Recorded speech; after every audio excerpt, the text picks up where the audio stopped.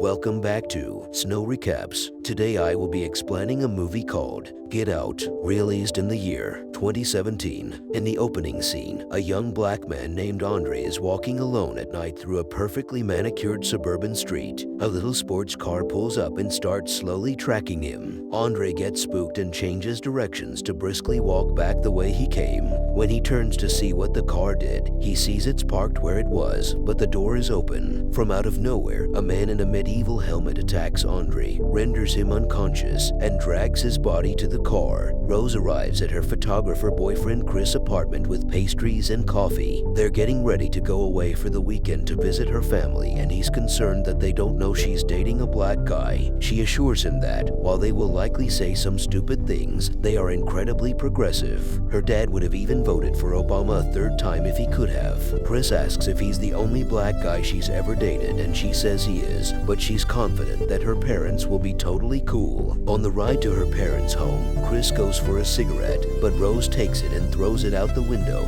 warning that her parents would hate that she dates a smoker. Chris calls his buddy Rod, a TSA agent at the local airport, and reminds him to take care of his dog. Rod, disapproving of Chris dating a white woman, berates him and says visiting the white folk is a bad idea. He also flirts a bit with Rose, and Rose thinks it's sweet when Chris gets a bit jealous. While they're deep in conversation and not entirely paying attention to the road, a deer darts out in front of the car and is hit. They pull over to investigate and call the police, who ask what they're doing in the area. Rose tells them that they're visiting her family who live nearby. The officer asks to see Chris's ID, but Rose steps in and says that because he wasn't driving, there's no need for that. The officer lets them go, and Chris tells Rose that it was hot the way she stood up for him against the racist policeman. Chris and Rose arrive at her parents' home. Her father, Dean Armitage, is an affable neurosurgeon who, yes, tells Chris that he would have voted for Obama a third time if he could have. Her mother, Missy, is a strangely cold hypnotherapist. She offers to cure Chris of his nicotine addiction through hypnosis, but he doesn't feel cool with people tooling around in his head. The Armitages also have two on-site black helpers, Walter, the groundskeeper, and Georgina, the maid housekeeper. Dean acknowledges that it looks bad, two wealthy white people having two helpers who are black, but they were hired to take care of his parents, and Dean would have felt bad letting them go. There's definitely something off about both Walter and Georgina. They have a definite stiff Stepford artificial politeness about them. They also both speak using dated vernacular. Dean gives Chris a tour of the house and shows him old family photos. Dean claims that his father was a track runner who was beat out by Jesse Owens to compete in the 1936 Olympics in front of Hitler, and while that was sad for his dad, it was still great to have Hitler's Aryan idealism proven wrong. There are also photos of Rose's brother who will be joining them later. The family gets together for afternoon tea. Missy stirs her tea and lightly taps her spoon against the teacup 3 times. Missy asks about Chris' parents. Chris claims that his father left when he was young and his mother died after being hit by a car when he was 11. Georgina sort of short circuits while pouring tea, and Missy tells her to go lie down and get some rest. The Armitages tell Rose that they're having their big party tomorrow. She's surprised and they remind her that it's the same day every year. Rose's brother Jeremy arrives. He's an aggressive, spoiled rich kid. That night at dinner, a drunk Jeremy starts talking to Chris about MMA fighting, saying that Chris would be a natural at it because he comes from hardy stock. He wants to spar, but Chris says that he has rules about play fighting with drunks. Dean and Missy tell Jeremy that maybe it's time for him to go to bed. Chris and Rose retire to their room where she apologizes for her family, and they go to sleep.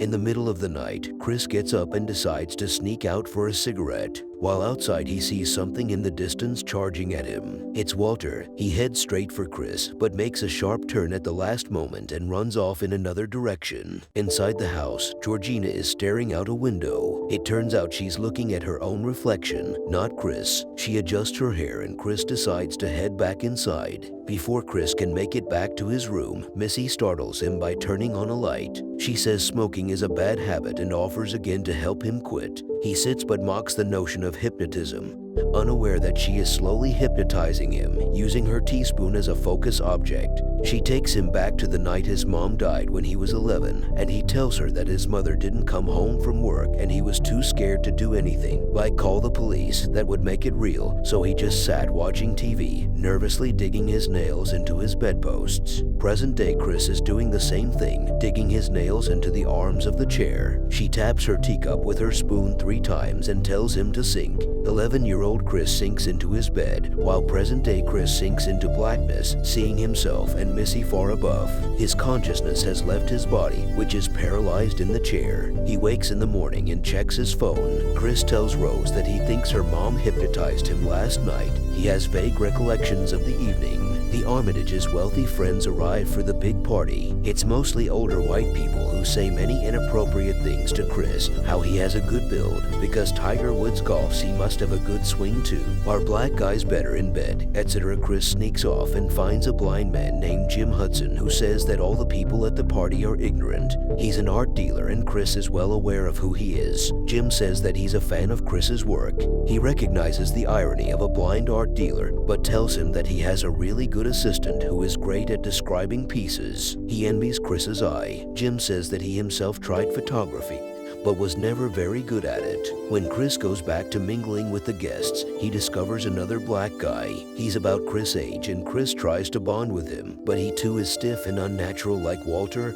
and Georgina. But something about him seems familiar to Chris. Chris decides to check in with Rod again, and he finds his phone unplugged again. He plugs it in, calls Rod, and tells him everything that's been going on. Rod warns him that white people love to have sex slaves and he needs to get out of there. Rose finds Chris and he tells her how weird everything is and that his phone was unplugged again. She tells him he's just being paranoid because he's in an uncomfortable situation. He agrees and she leaves. Rod tells Chris to take a picture of the black guy and he will see if he remembers him. As Chris is about to leave, he's blocked by Georgina, who apologizes for unplugging his cellular phone. She lifted it up while dusting the nightstand, and when it came unplugged, she didn't want to mess with it further. He says that it's fine and that he didn't mean to rat her out. She doesn't understand, so he clarifies that he didn't mean to get her in trouble. She gets super weird and lets out a single tear while telling him that the Armitages treat her like family. Chris goes back outside and tries to discreetly take the familiar black man's picture with his cell phone. As soon as his phone flashes, the man changes. He goes from overly prim and proper to raving. His nose starts bleeding and he jumps at Chris, telling him, "Get out. Get out while you still can." Rose is freaked out now too. She asks her dad what happened and he explains that the flash just caused the man to have a seizure. The man comes out and apologizes for upsetting everyone and says he must return home. Chris and Rose go for a walk and Chris tells her that he's sure he recognized the guy and that something strange is definitely going on. She agrees by saying that it did not seem like a seizure at all. Chris says that he'd really like to go home now. Rose reluctantly agrees. She says she will make up something to tell her parents. Back at the house, Dean is holding a silent auction with his guests, who hold up bingo cards to bid. Next to him is a picture of Chris. Jim Hudson wins the auction. The other guests all go home. Chris goes to pack his belongings and gets a call from Rod,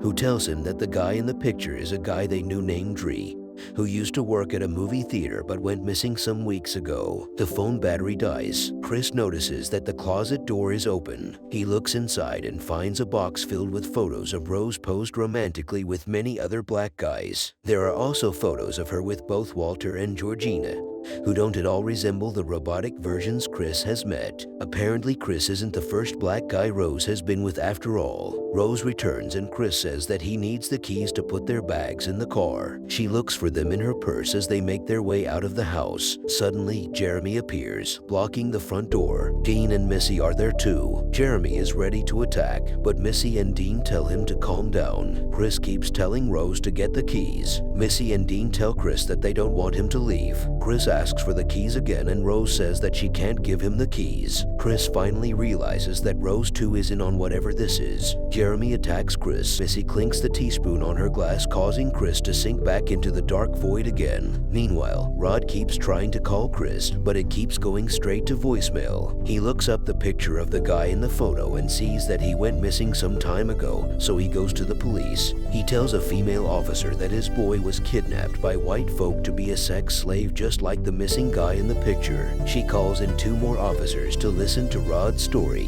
When he finishes, they all burst out laughing. Nobody will take him seriously. Chris wakes up to find himself strapped to a chair in front of a mounted deer head and an old TV set. He watches a video made by Dean's father that talks about immortality, etc. Chris sees that his fingernails have clawed through the leather arm of the chair and exposed the padding. The teacup and spoon appear on the screen again. After that, he's out. Rod tries Chris's phone again and Rose answers. She lies by saying that Chris left 2 days ago and she's concerned about his whereabouts too. She claims that he left in a taxi or maybe an Uber. Rod tells her that he went to the police and she seems concerned. He starts to realize that something is wrong, so he tries to record the call, but when he starts talking to her again, she tells him she knows he has the hots for her. He tells her she is crazy and hangs up. Chris wakes up and Jim Hudson is on the screen. He tells Chris that they're going to swap brains. The other people at the party were all about being black, but Jim couldn't give love about that. What he really wants is to be able to see the world through Chris's eyes. Dean has perfected the neurosurgery to make this all possible, and Missy hypnotizes the body donors to prep them for the procedure. He will continue existing in the dark void, but will be able to continue on as sort of a passenger. The flashing is an unfortunate side effect, as they saw earlier at the party. Ting ting ting of the teaspoon and Chris is out again. Dean and Jeremy prep Jim Hudson for a brain transplant. Dean tells Jeremy to go get Chris. Jeremy goes down the hall. We see now they were in the basement of the house and finds Chris unconscious. He takes off his restraints and gets an IV ready. Chris wasn't unconscious after all.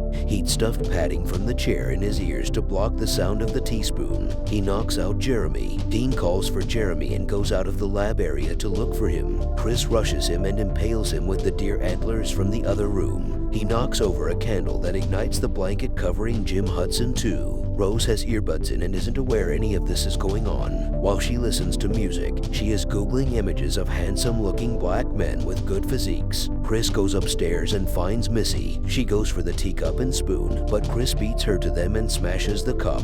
Instead, she attacks him with a knife, but he turns it on her and stabs her to death. Chris goes for the front door again, but Jeremy has returned and puts him in a chokehold. Twice Chris struggles to pull open the front door, but Jeremy kicks it shut. On the third try, as Jeremy kicks the door, Chris stabs him in the leg and breaks his skull with brutal head stumps. He gets into Jeremy's car. On the passenger seat is the medieval helmet from earlier. He starts down the driveway but hits Georgina. He can't just let her lie there like he did his mom, so he gets her in the car and continues down the driveway. She wakes up and attacks him. In the process, her wig falls off and we see she has a scar across her head from a brain transplant too. They crash into a tree and she dies. Rose hears this through her earbuds. Suddenly, the rear view mirror is blown away. Rose is coming after Chris with a rifle. He begs her to stop, but Rose shoots again and misses Chris. From out of nowhere, Walter runs past Rose in pursuit of Chris, and Rose says, "Get him, Grandpa," as he tackles Chris. They wrestle on the ground, and Chris takes his picture. Flash. Walter turns and asks Rose for her rifle. She gives it to him, and he shoots her in the stomach before turning the rifle on himself.